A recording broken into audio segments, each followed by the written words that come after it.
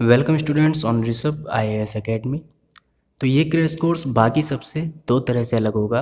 पहला, ये पूरी तरह मुफ्त है। दूसरा, इसमें करंट अफेयर्स का मिक्सअप नहीं किया गया, बल्कि हर विषय से संबंधित करंट अफेयर्स अलग अलग सिंक्रोनाइज किए गए हैं। शुरू करते हैं पॉलिटी और इंटरनेशनल रिलेशनशिप के करंट अफेयर्स से। बेलगाम, कर्नाटक और महाराष्ट्र राज्य की सीमा पर स्थित बेलगाम पर अधिकार को लेकर दोनों राज्यों में तनाव की स्थिति रहती है।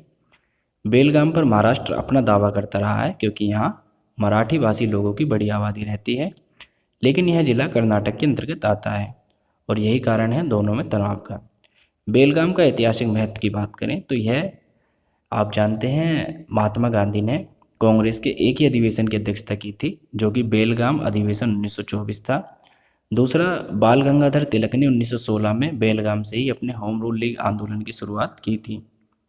इनर लाइन परमिट ILP यह एक यात्रा दस्तावेज है जो भारतीय नागरिक को जारी किया जाता है संरक्षित राज्य है, जो कि नॉर्थ ईस्ट के राज्य हैं, में घूमने और रहने के लिए। तो ILP भारतीय नागरिकों के लिए जारी किया जाता है, जबकि अगर इन्हीं राज्यों में विदेशी पर्यटक जाते हैं तो उन्हें PAP संरक्षित क्षेत्र परमिट यानी प्रोटेक्टेड एरिया परमिट की आवश्यकता होती है, जो कि घरेलू पर्यटन हेतु आवश्यक ILP से अलग होता है। वर्तमान में यह प्रणाली चार नॉर्थ ईस्ट राज्यों में लागू है: अरुणाचल प्रदेश, नागालैंड, मिजोरम और मणिपुर में। अगर बात करें तो जैसे जारी कौन करता है, तो ILP को संबंधित राज्य सरकार द्वारा जारी किया जाता है। भारत में 22वें विधि आयोग का गठन किया गया। अगर इसके बात करें तो विधि आयोग का प्रमुख कार्य विधिक सुधार हेतु सुझाव देना होता है और विधि एवं न्याय मंत्रालय के लिए परामर्शदात्री निकाय के रूप में कार्य करना।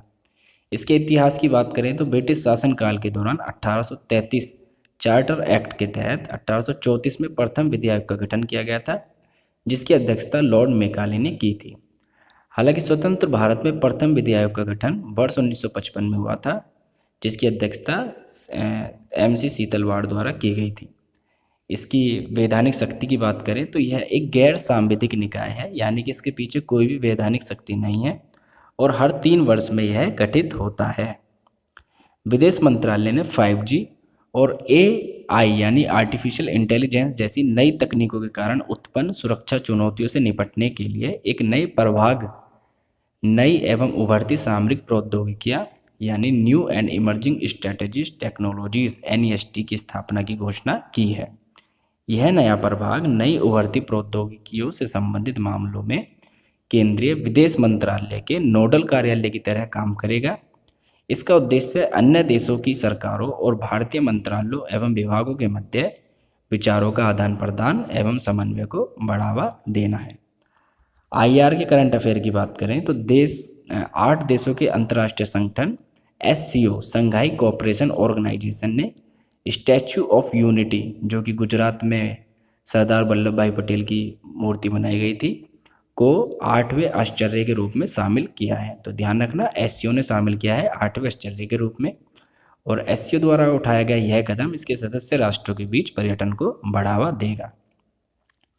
व्यतिकारी राज्य क्षेत्र रेसिप्रोकेटिंग टेरिटरी विधि और न्याय मंत्रालय ने अधिसूचना जारी कर UAE यूनाइटेड अरब अमीरात को भारत का व्यतिकारी राज्य क्षेत्र घोषित कर दिया है। इसका अर्थ यह हुआ कि UAE के सूचीबद्ध न्यायालय के निर्णय अब भारत में भी वैसे ही लागू होंगे जैसे भारत के स्थानीय अदालतों के निर्णय लागू होते हैं। हालांकि ये प्रावधान केवल दीवानी या सिविल निर्णयों पर ही लागू होंगे। बात करते हैं इकोनॉमी के करंट अफेयर की। राष्ट्रीय स्टार्टअप सलाहकार परिषद, केंद्र सरकार ने NSAC नामक एक परिषद को अधिसूचित किया। परिषद की स्थापना सतत आर्थिक विकास की अवधारणा के अंतर्गत की गई है, ताकि भारत को व्यापार सुगमता सूचकांक, जो ईज ऑफ डूइंग इंडेक्स जैसे सूचकांक होते हैं, उन्हें बेहतर स्थिति प्रदान की जा सके। इसकी अध्यक्षता की बात करें तो वाणिज्य एवं उद्योग मंत्री द्वारा की जाएगी। National strategy for financial inclusion NSFI RBI ने वर्ष 2019 से 2024 की अवधि के लिए वित्तीय समावेशन हेतु राष्ट्रीय रणनीति NSFI जारी की। ऐसे सवाल अक्सर UPSC में तो होते ही इम्पोर्टेंट, और UPPCS में तो खास तौर से पूछे जाते हैं, खासकर से जो दो अवधि है 2019 से 2024 की, ऐसे सवाल। अपियारी ऑन व्हील्स, यह मधुमक्खियों को पालने एवं उनके बक्सों को आसानी से एक जगह से दूसरी जगह ले जाने के लिए खादी और ग्राम उद्योग आयोग की एक अनूठी पहल है। मिशन पूर्वोदय इस्पात मंत्रालय द्वारा भारतीय उद्योग परिसंघ के साथ साझेदारी में कोलकाता में एकीकृत स्टील हब के माध्यम से पूर्वी भारत जो है आपका उसके त्वरित विकास के लिए पूर्वोदय योजना का शुभारंभ किया गया है। तो ये स्पेशली जो इस्पात उत्पादन है उससे संबंधित ये योजना है पूर्वी भारत के लिए, जो आपके उड़ीसा, बंगाल, ये ऐसे राज्य हैं जहाँ लोहे का उत्पादन होता है। इसका उद्देश्य लागत और गुणवत्ता दोनों के संदर्भ में क्षमता वृद्धि तथा स्टील उत्पादकों को समग्र प्रतिस्पर्धा में सुधार करने में सक्षम बनाना है। मृदा स्वास्थ्य कार्ड योजना के सफल कार्यान्वयन के 5 वर्ष पूर्ण हुए। तो सोइल हेल्थ कार्ड एक प्रिंटेड रिपोर्ट है जो किसानों को उनके स्वामित्व अधीन प्रत्येक जोत के लिए प्रदान की जाती है। इसे देश के सभी किसानों को ये अंतराल ध्यान रखना प्रत्येक 2 वर्ष के अंतराल पर प्रदान किया जाता है और योजना का प्रचार प्रसार कृषि और किसान मंत्रालय के अंतर्गत होता है। वन लाइनर की बात करें तो Himachal Pradesh 100% LPG gas coverage करने वाला देश का प्रथम राज्य बन गया है। भारत वर्ष 1998 से विश्व में दुग्ध उत्पादन में प्रथम स्थान पर है, यानी कि 1998 से अब 2020 चल रहा है, अब तक इतना समय हो गया है, अब तक वह प्रथम स्थान पर बना हुआ है और यह विश्व के सकल दुग्ध उत्पादन में 20% का योगदान करता है।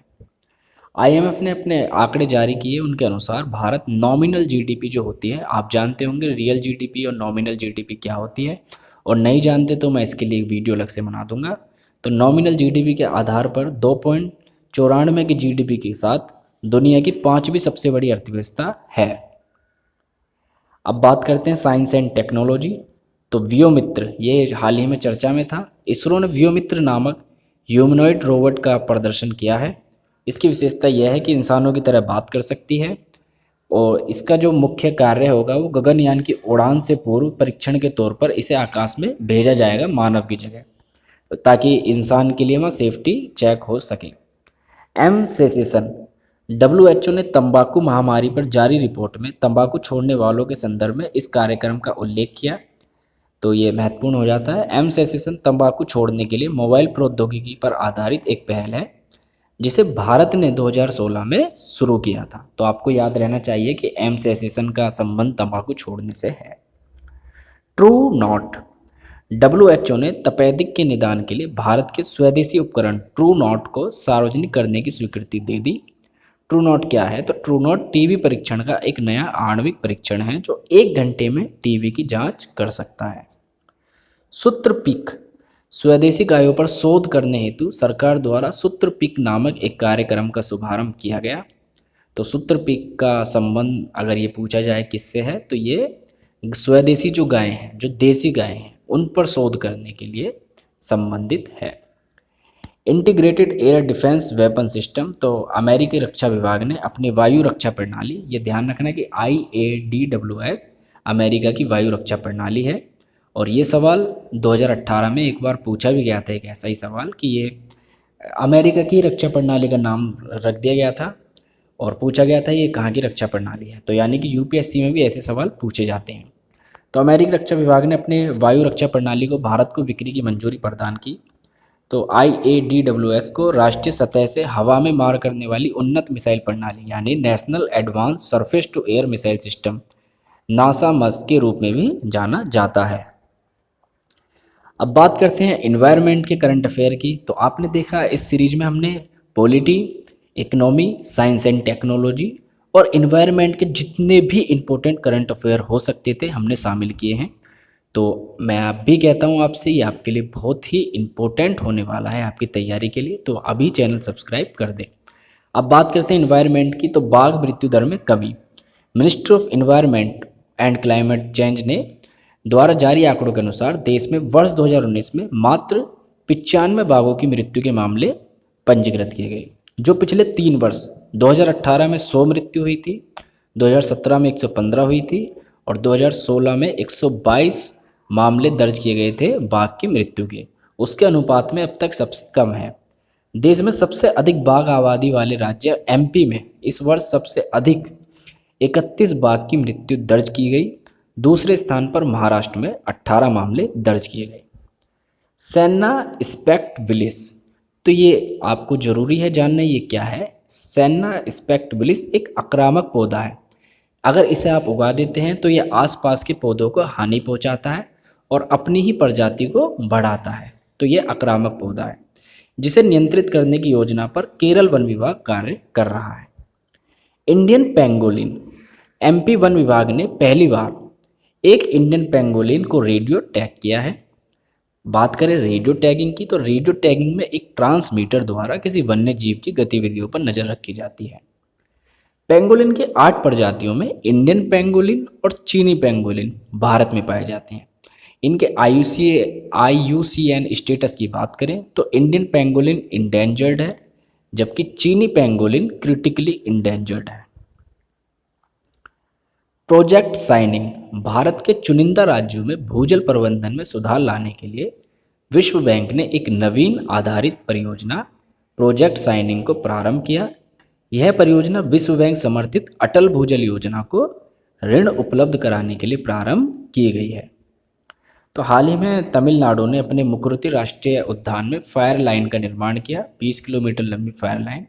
तो ये जानना जरूरी है कि फायर लाइन क्या है।